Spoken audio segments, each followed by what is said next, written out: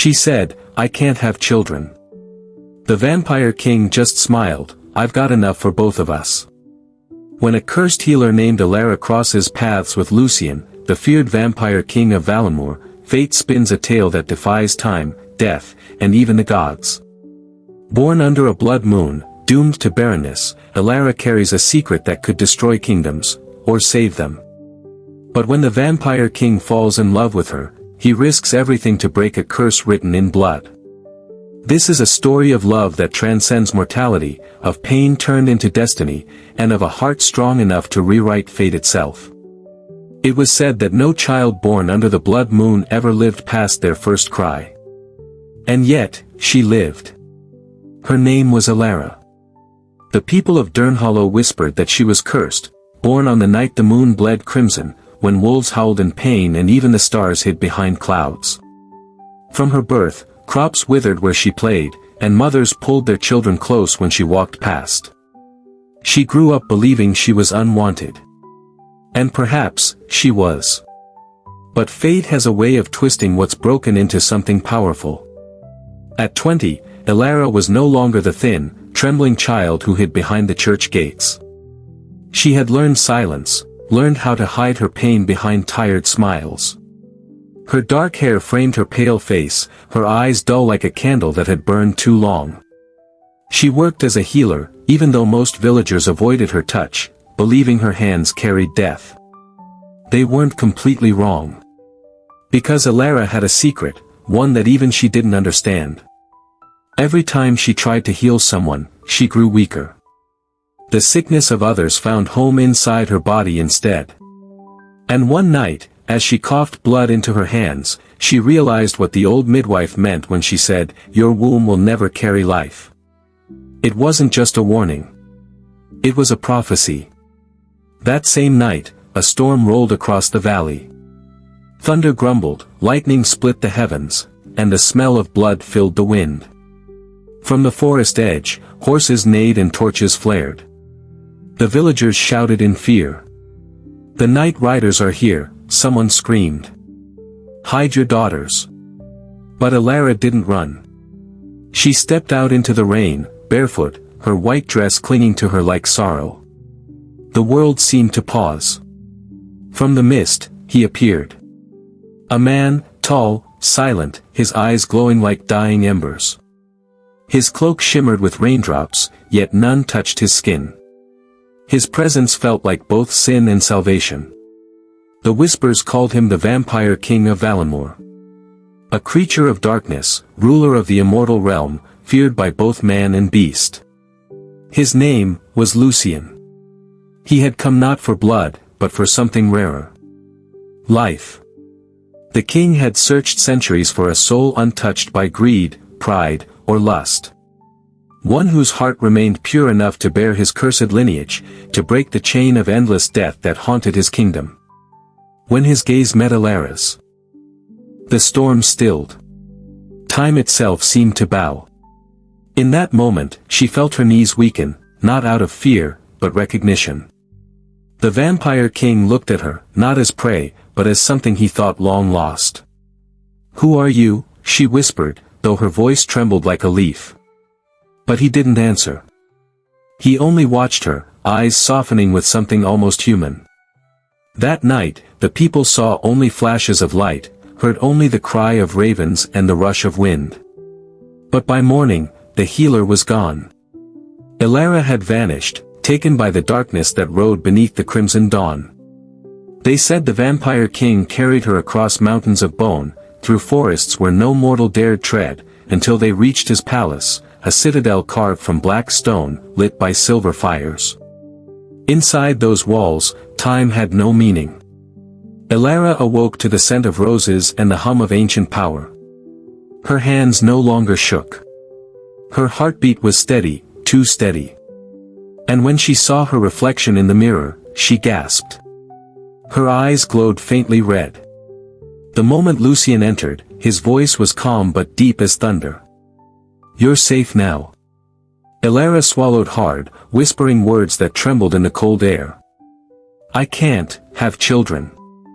Lucien only smiled, a slow, knowing eternal smile. Then he said, almost like a promise wrapped in pain. Good. I've got enough life for both of us.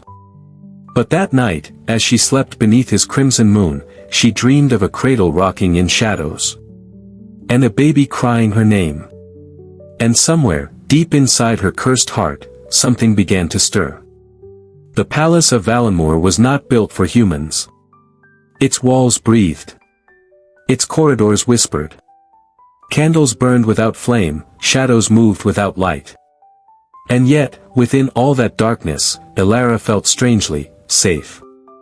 Each dawn, when the crimson sun crawled over the horizon, the Vampire King disappeared into silence, vanishing like smoke. She never saw where he went. Only his scent lingered, like midnight roses dipped in rain. During the nights, he watched her from a distance. Never touching. Never speaking much. Only, watching. And when their eyes met, she felt her heart pulse harder, as though it was learning a rhythm it never knew before. Elara tried to understand the man behind the legend. He didn't drink her blood. He didn't lock her away. He didn't even ask her name again. Instead, he brought her books, rare herbs, and scrolls written in a forgotten language. When she asked why, he simply said, "To help you remember who you are." Those words haunted her. Remember? What did he mean? At night, when sleep refused to come, she wandered the endless halls. The palace was a maze of marble and mirrors, each reflection showing not her face, but her fears. In one mirror, she saw herself holding a child. In another, she saw herself lying lifeless beneath the blood moon. The more she looked, the more the images felt like memories. Something deep inside whispered, "You've been here before." One evening, she followed the sound of a piano echoing faintly through the halls. The melody was ancient, sorrowful, but beautiful. She found Lucien seated before the grand piano, his pale fingers dancing across ivory keys. His eyes were closed, his face carved with loneliness. For a moment, Elara forgot he was a monster. When he stopped playing, silence wrapped around them. Then, without turning, he spoke softly. "That song was written for the woman I loved, centuries ago." Elara felt something tighten in her chest. She wanted to ask what happened to her, but her throat was dry. "She was human," he continued. "She carried my air, but the curse took them both." The air in the room shifted, cold and heavy. Elara stepped closer. "The curse?" Lucien turned, his eyes meeting hers. "No mortal can carry the blood of a vampire. Their body breaks, their soul fades. But you," he paused, studying her like a mystery. "You're different. Different." The word echoed through her bones. She wanted to deny it, but her dreams had begun changing. Every night, she saw flashes, of a throne room bathed in blood, of Lucien kneeling beside her, of a crown burning in his hands.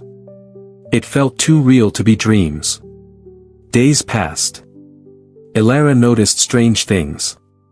Her wounds healed faster. Her eyes sometimes glowed faintly red in candlelight. And one night, when she cut her finger while mixing herbs, the blood that dripped onto the floor shimmered, silver. Lucien saw it too, and his expression hardened, not with anger, but fear.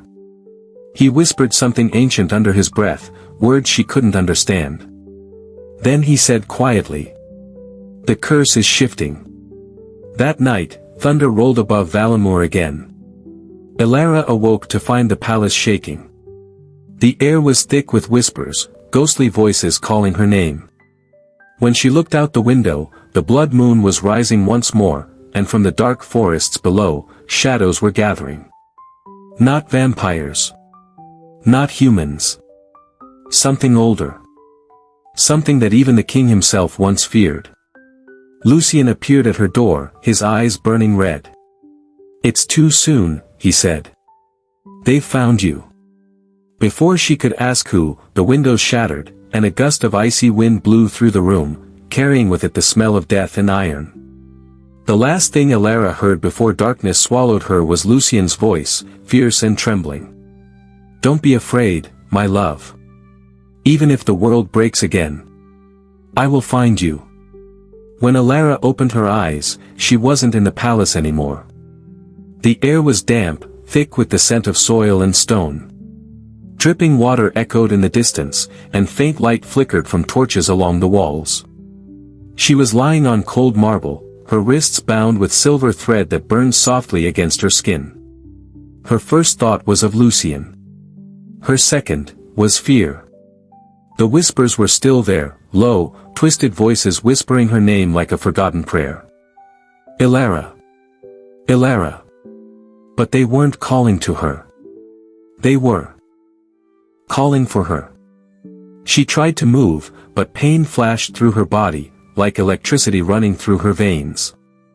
The silver wasn't ordinary metal, it pulsed with something alive. Then she heard footsteps. Slow. Careful. Each one echoing with the weight of centuries. Out of the shadows stepped a woman. Pale as the moon, her long silver hair cascading over armor black as night. Her eyes glowed faintly violet, the color of grief and vengeance. "Elara of the Blood Moon," she said softly, "you've finally returned." Elara's breath hitched. "Who are you?" The woman tilted her head. "Once, I was your sister." The words struck like thunder. Elara's memories burned in fragments, faces she didn't know, a child crying, fire devouring a city of marble towers. But the pain in her chest told her one thing: this wasn't a lie. "I don't understand," Elara whispered. The woman smiled sadly. "You wouldn't. The king made sure of that." She knelt beside Elara, brushing her hair back gently, like a sister would. "He made you forget, because if you remembered, you'd destroy him." Elara's pulse raced. "Lucien? He saved me." The woman's laugh echoed bitterly. "Saved you? No, little sister. He cursed you." The truth began to unfold like a nightmare dressed in beauty. Centuries ago, before the world of men rose from ashes, two daughters were born under the blood moon. Twins, blessed with power to balance light and dark. One was chosen to rule life, the other to rule death. But when the Vampire King fell in love with one, he feared the other. He loved Elara, and so he sealed her memories, her power, her name. He erased her from history, leaving only her sister, Seraphine, to mourn in shadows. Now, Seraphine had found her again. And she wasn't here for forgiveness. Outside, thunder roared like a dying god. The cave walls trembled. Elara's blood shimmered under the silver bonds. "You are the balance, Elara," Seraphine said. "Without you, death rules without mercy. He keeps you alive only to feed on your essence, to keep his kingdom from rotting into dust." Elara shook her head. No, he's not like that, he. But her words crumbled when she remembered the palace mirrors. The way they showed her dead, again and again. What if those weren't dreams? What if they were memories? Just then, a voice tore through the darkness, deep, commanding, desperate. "Elara." Lucien appeared like a storm of black mist, his eyes burning crimson. Seraphine rose, unsheathing a sword forged from light itself. "You dare come here?" Lucien's face was a mask of rage and sorrow. "You don't understand, she'll die if you awaken her." Elara's voice trembled. What am I?" Both of them turned to her. The air cracked with magic, ancient and heavy. Lucien stepped closer, his voice breaking. "You're the heart of my curse, and the reason I still live." Seraphine raised her blade. "And I will end that curse tonight." The earth split open beneath them. Shadows screamed. Firelight danced on their faces. Elara closed her eyes, her veins burning silver, until she could hear her own heartbeat echo like a war drum. When she opened them again, the silver thread snapped. And the darkness bowed before her. The earth trembled beneath her feet. The silver chains that once burned her wrists now lay in ashes, and the air around Elara rippled with unseen power. Her eyes no longer shimmered faintly red, they blazed like liquid fire. Seraphine stepped back, her sword trembling slightly in her grip. Lucien, for the first time in centuries, looked afraid. "Elara," he whispered, his voice almost breaking, "don't let it consume you." But it was too late. The power buried deep inside her had awakened, the power of life and death intertwined. The shadows bent to her will, swirling like a living storm. Every whisper in the air called her name, Elara the Forgotten Queen. Memories poured in like a flood. She saw the old world burning, the thrones of light and darkness collapsing.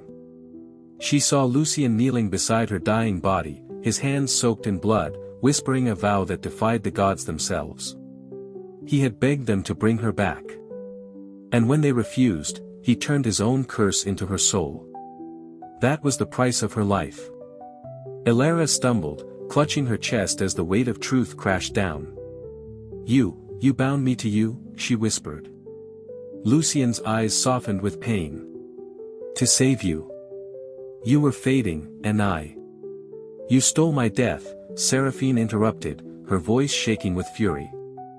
"You chained her soul to yours so she could never be free." Elara turned to her sister, torn between rage and confusion. "I never wanted this." Seraphine's expression melted into sorrow. "And yet you live in his shadow, while I have walked alone through centuries of darkness. Don't you see? His love is your prison." The words pierced deeper than any blade. Lucien took a step forward, his presence filling the cave. "My love kept her alive," he said firmly. "Would you rather she had rotted in the ground while the gods feasted on her soul?" The air crackled as their powers clashed, light against shadow, life against death. Elara fell to her knees, clutching her head as the memories screamed. The twin thrones. The blood moon. The promise whispered over her dying body, "If the gods deny you life, then I will become your life." That was his vow. That was her curse. The moon above grew darker, the cave trembling like the heart of the world itself. Seraphine raised her sword, her eyes filled with tears. "I'm sorry, sister. But if you stay bound to him, this world will fall again." Elara lifted her gaze, voice trembling, "And if I break free?" Seraphine hesitated. "Then the curse ends, but so will you." Lucien's voice thundered in protest. "No." He moved with impossible speed, placing himself between the two women. "You'll have to go through me first," he growled. Seraphine's lips quivered. "Then so be it." Light and shadow collided. The explosion shook the mountain, sending fragments of stone into the night sky. Screams of spirits echoed through the void. Elara watched as both forces tore into each other, sister and lover locked in a war that began long before her rebirth. Something inside her broke. "No more," she whispered, her voice echoing across the realm. "No more death for me." She stood, her arms raised to the heavens. The blood moon flared brighter, painting everything in shades of crimson. The silver blood in her veins began to glow, brighter, purer, until it blinded the shadows themselves. The battle froze. Even time seemed to pause. And then, Elara spoke words that belonged to no mortal tongue. The light that burst from her body was both life and death in one breath. Seraphine's sword shattered, Lucien fell to his knees, and the world exhaled. When the light dimmed, the sisters were gone. Only Lucien remained, kneeling on the shattered floor, clutching the place where Elara once stood. And from the silence came a whisper, soft, tender, eternal.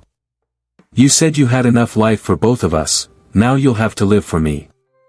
The moon outside turned silver again. And somewhere, in a new dawn's light, a single white rose bloomed on the ground where her blood once fell. For days, the kingdom of Valenmoor was silent. The once trembling mountains now lay calm, the storms gone, and the moon, once drenched in blood, shone pure and white for the first time in centuries. But the silence was not peace. Inside the Black Palace, Lucien sat alone in the great hall. His throne, carved from obsidian, stood empty behind him. His crown lay shattered on the marble floor. And before him, resting where Elara once stood, bloomed a single white rose. It had no stem, no roots, no soil. Yet it pulsed softly with light, as though it breathed. And when Lucien touched its petals, they were warm, alive. Every night, he sat beside it. Every night, he whispered her name. Elara. He didn't need to eat. He didn't need to sleep. Immortality was cruel that way, it forced him to live through every ache, every regret. But each time he closed his eyes, he heard her voice, soft and distant. If you had enough life for both of us, then live it. Live, my love. Beyond the palace gates, the world was changing. The curse that had once kept the land in eternal twilight was fading. The rivers flowed again, the grass grew green, and mortals dared to walk in sunlight without fear of burning skies. But rumors spread, of a king who no longer ruled, and a flower that refused to die. Some called it the Queen's Rose. Others said it was the last piece of a soul too strong to vanish. Yet none dared to pluck it. Those who tried never returned. Years passed. Centuries blurred. Lucien walked through his silent kingdom, no longer a ruler, just a ghost wearing the memory of a crown. He never aged, never smiled. The world outside moved on, new empires rose. Old gods fell, but he stayed frozen in the same moment, the one where she vanished. Until one evening, the moon bled faintly again. Just a sliver. Barely visible. But to him, it was enough. He followed the pull in his chest, the one he hadn't felt in hundreds of years, down the halls, through corridors overgrown with vines, to the place where the rose had always bloomed. It was gone. In its place stood a woman. Barefoot. Cloaked in white. Hair long and wild like the wind. Her eyes, soft but steady, glowed silver under the moonlight. Lucien froze. Elara. She smiled, not as a queen, not as a ghost, but as something in between. You've waited too long, my love. He took a step closer, afraid she'd vanish if he blinked. I thought I lost you. You did, she whispered gently. And yet you kept me alive, in every heartbeat, in every sorrow. You carried both our lives, and now, it's time you rest. Lucien shook his head. No. I can't lose you again. She smiled sadly. You won't. I'm not here to take. I'm here to give. She reached out her hand, and when their fingers touched, light spilled through the hall, gentle this time, warm and golden. The walls breathed again, the shadows bowed, and for the first time in all his existence, Lucien felt peace. Her voice echoed softly, wrapping around him like a lullaby. Love isn't about keeping, Lucien. It's about freeing. You gave me life when I had none. Now let me give you rest. He closed his eyes, the centuries of grief dissolving into light. When the glow faded, two roses lay on the marble floor, one white, one red, intertwined, their petals unyielding, their roots invisible. They never withered. And every full moon, when the light touched their petals, the faint sound of laughter filled the palace. A man's low chuckle, and a woman's gentle hum. Moral of the story. Love that binds can heal or destroy, but true love sets the soul free. Sometimes, letting go isn't the end. It's the beginning of forever. Please like and subscribe to our YouTube channel.